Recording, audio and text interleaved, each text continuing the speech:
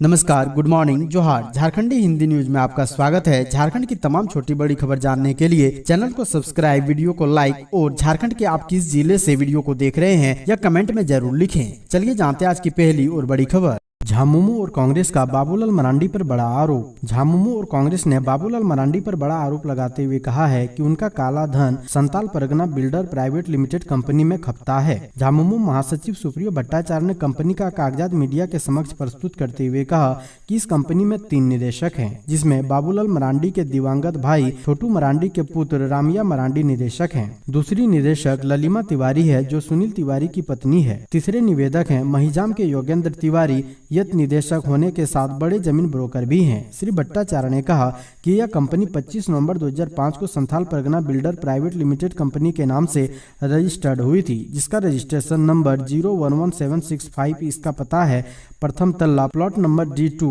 MIG Harmu housing colony, Harmu, Ranchi, Jharkhand 12। उन्होंने आरोप लगाते हुए कहा कि जमीन ब्रोकर योगेंद्र तिवारी के माध्यम से संथाल परगना में सैकड़ों एकड़ जमीन खरीदी गई। इसके पास पूंजी कहां से आई है, आज तक स्रोत का पता नहीं चल पाया है। सिमडेगा का शराब व्यवसाय इसी Santhal Pargana builder private limited के नाम पर है। रांची शहर में भी जमीन की हेराफेरी की गई है। ईडी को इसे संज्ञान में लेना चाहिए।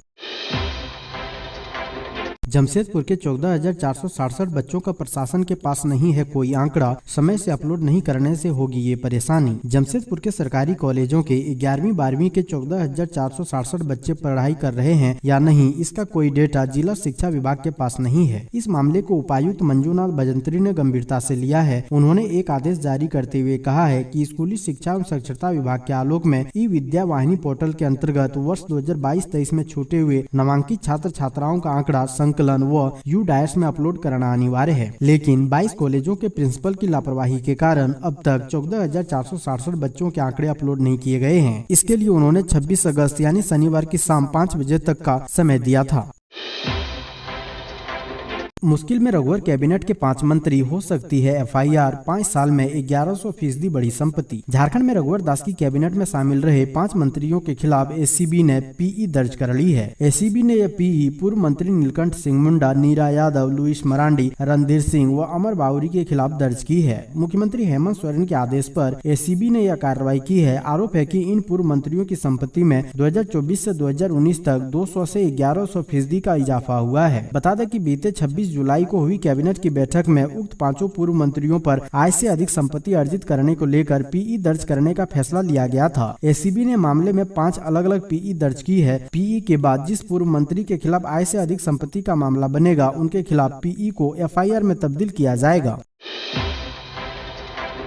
सीएम हेमंत सोरेन चुनावी सभा में बोले, बेबी देवी की जीत तय, अन्य प्रत्याशी की जमानत होगी जब्त। झारखंड के सीएम हेमंत सोरेन ने बोकारो के चंद्रपुरा प्रखंड की तेलो पश्चिम पंचायती स्थित तेली बांध कोचाटाड़ मैदान में INDIA की ओर से झामुमो प्रत्याशी बेबी देवी के पक्ष में चुनावी सभा को संबोधित किया। उन्होंने कहा कि इस डुमरी उपचुनाव में INDIA गठबंधन न सिर्फ जीतेगा बल्कि अन्य प्रत्याशियों की जमानत जब्त होगी। आज आपसे हम विधायक बनने को लेकर वोट मांगने नहीं आए हैं, बल्कि इस क्षेत्र में मंत्री के लिए वोट मांगने आए हैं। झामुमो मान सम्मान स्वाभिमान के साथ राजनीति करता है और इसका कोई समझौता हम लोगों ने नहीं किया है। हम झारखंड के आदिवासी, मूलवासी, दलित, पिछड़ा के हक की लड़ाई लड़ते हैं।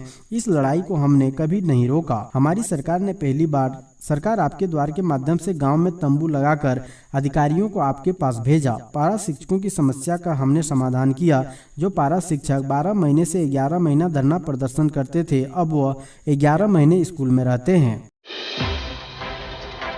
डुमरी उपचुनाव, गाड़ी से 10 लाख कैश बरामद, पूछताछ कर रहे अधिकारी, वाहन चेकिंग के दौरान मिली बड़ी सफलता। डुमरी में विधानसभा उपचुनाव को लेकर वाहन चेकिंग के लिए बनी अधिकारियों की टीम ने शनिवार की दोपहर चंद्रपुरा हरियाणा सड़क मार्ग के तरंगा चेकनाका के पास एक वाहन से 10 लाख रुपए बरामद किया। ये रुपए दुमका के हिमांशु मिश्रा के पास से मिले हैं। टीम रुपये के साथ हिमांशु मिश्रा को लेकर दुगदा थाना पहुंची और पूछताछ की जा रही है। चंद्रपुरा CO संदीप कुमार मदेशिया ने बताया है कि मोटी रकम को लेकर किसी तरह का संतोषजनक जवाब नहीं मिला है, इस कारण रुपये को बरामद किया गया है। जिला स्तरीय जांच के बाद आगे की कार्रवाई की जाएगी।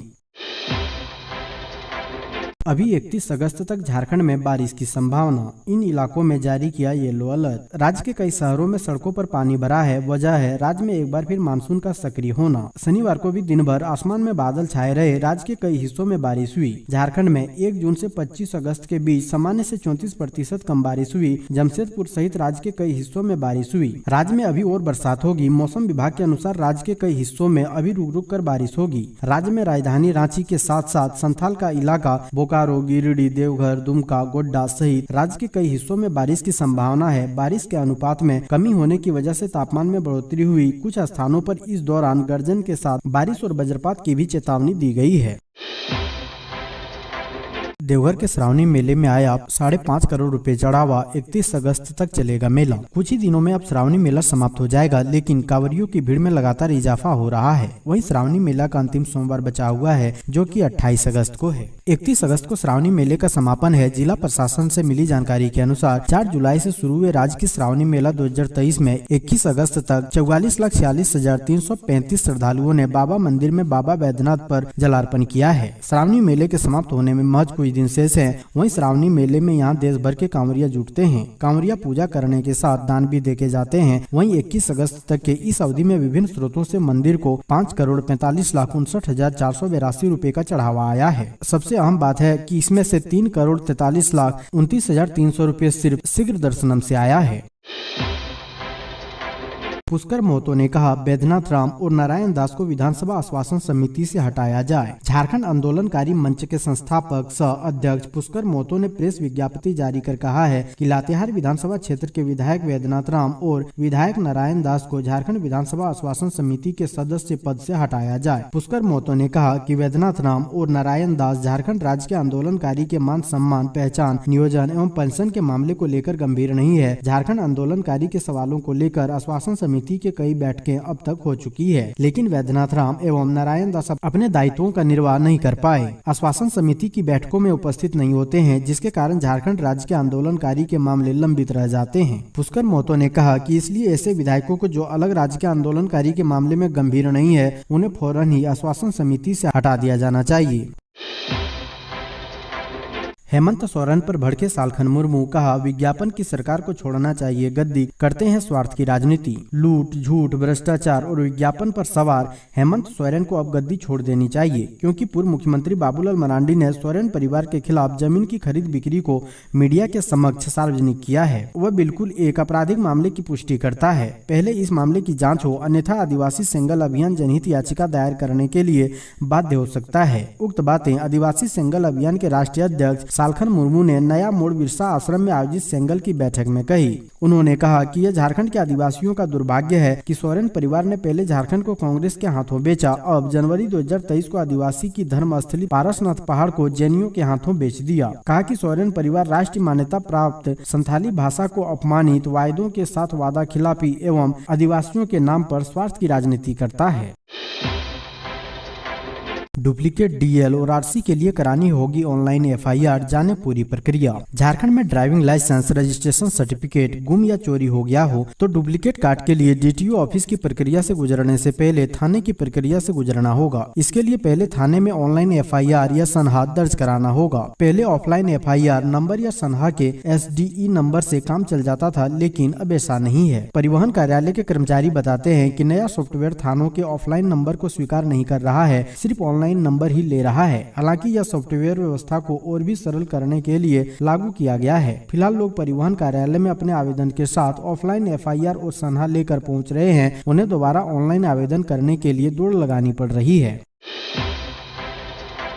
अवैध खनन मामले में सीबीआई ने साहिबगंज के डीएमओ, थाना प्रभारी और दाहू के करीबी समेत 5 से की पूछताछ। सीबीआई की टीम ने दूसरे दिन शुक्रवार को अवैध खनन मामले व ईडी गवाह विजय हांसदा के केस की जांच प्रक्रिया तेज कर दी। सीबीआई ने डीएमओ विभूति कुमार, SC/ST थाना के प्रभारी शिव कुमार सिंह व दाहू यादव के करीबी माने जाने वाला सुवेश मंडल समेत 5 लोगों से पूछताछ की। अगले सुबह सीबीआई की 4 सदस्यीय टीम मंगलहाट पहुंचकर SC/ST थाने में दर्ज मामले में नामित दाहू के करीबी सुवेश मंडल को अपने घर से पूछताछ के लिए सर्किट हाउस लेकर आई। नींबू पहाड़ के प्रधान विजय हांसदा द्वारा SC/ST थाने में दर्ज प्राथमिकी के बारे में सुवेश से पूछताछ की गई।